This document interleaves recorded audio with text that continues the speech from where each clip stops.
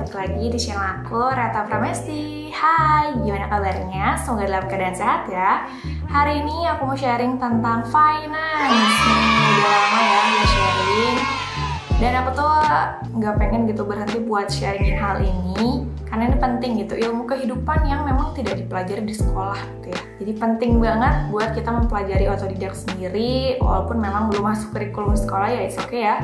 Udah bukan waktunya juga gitu ya, udah selesai sekolahnya. But sebelum masuk ke videonya, aku pengen minta bantu buat like, comment, share, serta subscribe video ini biar aku makin semangat nih bikin video-video bermanfaat lainnya. Oke? Nah, udah like-nya, komennya, subscribe-nya. Sekarang aku langsung aja masuk ke videonya. Nah, hari ini aku bakal bahas tentang perbedaan investasi, saham, dan reksadana. Sebenarnya tuh bedanya apa sih? Banyak orang yang menganggap ya sama-sama investasi, pasarnya sama, tapi itu dua produk yang berbeda. Nah, perbedaan utamanya atau main difference-nya itu adalah pada cara kerjanya. Jadi yang mengelola uangnya untuk saham itu adalah kita sendiri gitu ya. Kita pengelola dananya sendiri. Tapi kalau misalnya reksadana, itu tuh dikelola sama manajer investasi. Dan kalau misalnya dilihat dari nominalnya, untuk reksadana saham yang memang terbilang cukup besar gitu ya dibandingkan reksadana. Reksadana bahkan cuma ada yang puluhan ribu juga dapat gitu ya. Nah, tapi saham juga sebenarnya ada sih beberapa ya, yang satu lotnya itu memang murah, cuma hati-hati, saham gorengan. Nah, jadi buat lebih jelasnya, aku bakal ngasih tahu perbedaan antara investasi saham dan reksadana. So, let's get started! Yang pertama adalah pengelola dana. Pengelola dana untuk saham itu adalah dikelola oleh sendiri. Tapi kita juga bisa konsultasi dengan pialang atau broker ya, biar bisa meningkatkan return yang kita terima dan meminimalisir kerugian. Sedangkan untuk reksadana itu dikelola oleh penyedia si reksadananya atau perusahaannya. Ibaratnya di situ ada manajer investasi yang membantu kita untuk mengelola dana yang ada di reksadana.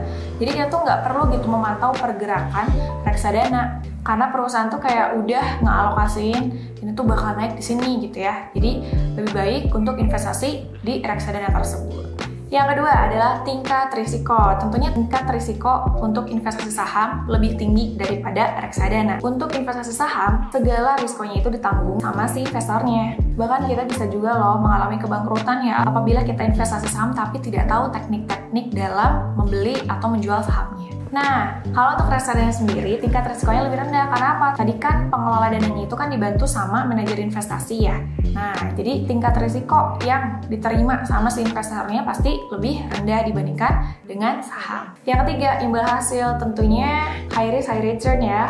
Tadi yang high risk kan investasi saham. Tentunya nanti high return juga kalau misalnya memang pergerakan sahamnya memang lagi tinggi. Tapi ada juga nih biaya-biaya yang harus dikeluarkan. Biasanya untuk online trading itu sekitar 0,1 sampai 0,3% akan dipotong langsung. Nah, kalau reksadana itu diatur sama manajemen pendanaan dana ya, tadi manajer investasinya. Biasanya imbal hasilnya memang lebih rendah gitu dibandingkan saham.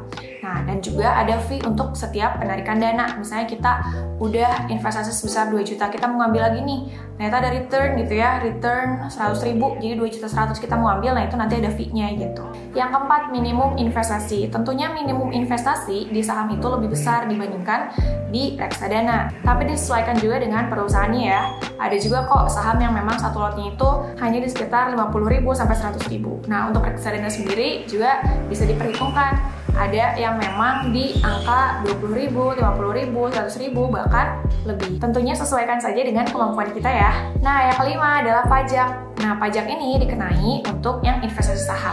Investasi saham biasanya dikenakan pajak 0,1% setiap melakukan penjualan. Dan juga nanti bakal ada pemotongan 10% untuk dividennya. Nah, untuk reksadana sendiri tidak dikenai pajak ya. Tapi sebenarnya kamu tuh wajib buat melaporkan keuntungan reksadana dalam laporan SPT tahunan. Yang keenam adalah proses pencairan dana. Proses pencairan dana untuk saham, investasi saham itu biasanya lebih sebentar gitu ya daripada reksadana karena tidak menggunakan pihak ketiga. Jadi kalau proses pencairan saham itu sekitar 1-2 hari doang. Tapi untuk reksadana itu bisa sampai 3-6 hari. Yang terakhir adalah keleluasaan kepemilikan. Jadi untuk investasi saham, kalau misalnya beli saham di perusahaan berarti kita ibaratnya sudah menjadi pemilik perusahaan ya, walaupun memang cuma berapa lot gitu ya. Dan juga kita leluasa juga juga gitu kan, karena memang tadi pengelolaannya kita sendiri, kita lebih leluasa untuk membeli saham apapun. Kalau untuk reksadana itu nanti masuk ke aset manajemen, jadi dananya itu menjadi pertanggungjawaban si manajer investasi. Jadi investor itu tidak memiliki andil dalam proses pemilihan saham. BTW untuk investasi saham kita juga bisa mengikuti RUPS-nya nih setiap tahun ya, atau rapat umum pemegang saham. Jadi kayak kita dilibatkan gitu ya dalam proses pengambilan keputusan perusahaan. Tapi untuk reksadana tidak. Nah, jadi itu ya, ada 7 perbedaan investasi saham dan reksadana. Nah, aku di aplikasi Ajaib itu investasi saham, reksadana juga iya. Dan sampai sekarang juga masih gitu ya, karena memang aplikasi Ajaib tuh udah cocok banget buat aku ya.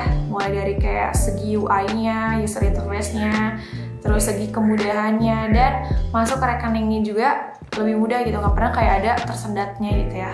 Buat pengalaman aku pribadi, di Ajaib kita disuguhkan fitur jual beli saham dan juga reksadana online nih.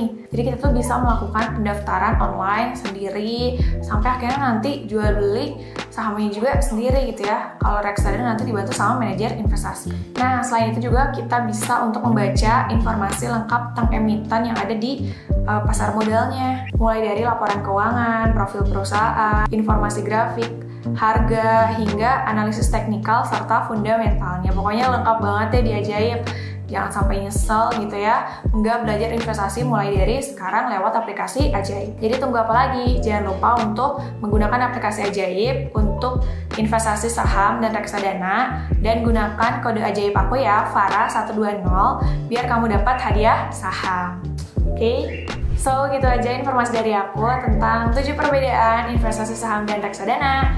Jadi, jangan lupa ya buat investasi biar kita bisa financial freedom lebih cepat. Thank you for watching and bye!